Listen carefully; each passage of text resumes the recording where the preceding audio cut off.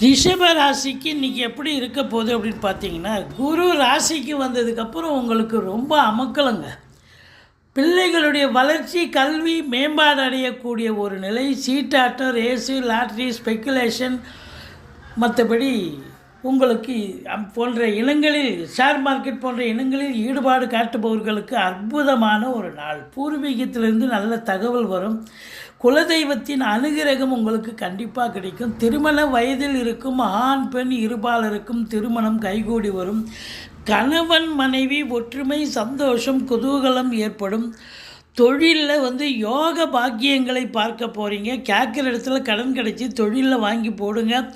தொழில் நல்ல ரெட்டிப்பு வருமானம் வரும். உத்தியோகத்தில் இருக்கிறவங்களுக்கு ஒரு ஸ்திரத்தன்மை ஏற்பட்டு நல்ல ஒரு பிடிமானம் இருக்கும். நல்ல சம்பாத்தியம் இருக்கும். அதிகாரியில் சக ஊழியருடைய ஆதரவு கிடைக்கும். அந்நிய பொருளாதாரம்